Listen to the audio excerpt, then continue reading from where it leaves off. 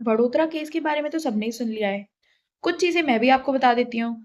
जैसे कि तो ये कहानी है एक लड़के की जो कि 23 ईयर ओल्ड है, रक्षित चौरसिया नाम से, जो कि लॉ स्टूडेंट है और वो गुजरात में ही पढ़ रहा था। उसने अपनी गाड़ी से कुछ लोगों को मार दिया, जैसे कि एक वुमेन भी उसमें इंक्लूड थी, और उसके साथ ही 7 लोग और इंजर्ड हुए हैं। ये केस हुआ है 13 मार्च 2025 को। और ऐसा कहा जा रहा है कि जो ड्राइवर था, जो गाड़ी चला रहा था एक्यूज, वो ड्रग इंटॉक्सिकेटेड था। तो इसके लिए जो है रैपिड टेस्ट किट का यूज करा गया था।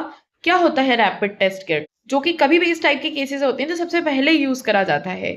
साथ ही एल्कोहल का अगर आपको डाउट होता है तो आप ब्रेथ एनालाइजर का यूज करते हैं, जिसके अंदर आप एयर को एक्सेल करते हैं, आपकी बॉडी के एयर के अंदर कितना आपका ब्लड कंटेंट प्रेजेंट है वो पता कर सकते हैं। तो रैपिड टेस्ट किट क्या होता है? रैपिड टेस्ट किट जो है वो नार्कोटिक ड्रग्स के एनालिसिस के लिए यूज करा जाता है, जो कि एक प्रिजेंटिव टेस्ट की तरह काम करता है। ये कंफर्मेटरी टेस्ट नहीं है, इसीलिए इसको कोर्ट में एडमिसिबल नहीं किया जाता है।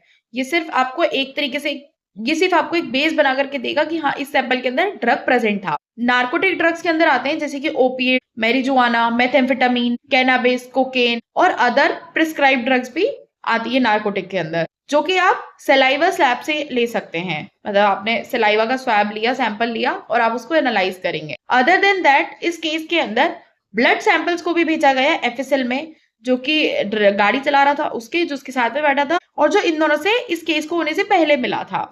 तीनों के ब्लड सैंपल जो है वो भी एफएसएल में भेज दिए गए हैं, ताकि ये कंफर्म हो सके कि इनकी बॉडी के अंदर ड्रग्स प्रेजेंट थे या नहीं। साथ ही आप 100 दिन तक भी ये चीज पता कर सकते हैं कि आपने 100 दिन पहले भी कोई ड्रग लिया था, या आपके हेयर्स और नेल सैंपल से पता चल सकता है। साथ ही अगर एफएसएल के अंदर सैंपल भेजा है तो सिर्फ आपको इथाइल अल्कोहल ब्लड में प्रेजेंट है या ये नहीं बताएगा, पूरा डिटेल दे देंगे आपको गैस क्रोमेटोग्राफी टेक्निक से, जो कि एक नॉन डिस्ट्रक्टिव टेक्निक है, तो आपका सैंपल भी डिस्ट्रॉय नहीं होगा। तो इस केस के अंदर सबसे पहले जो है वो रैपिड टेस्ट किट का यूज करा गया, लेकिन वो जो है कंफर्मेटरी टेस्ट नहीं है, इसलिए उसको कोर्ट में एडमिसिबल नहीं किया।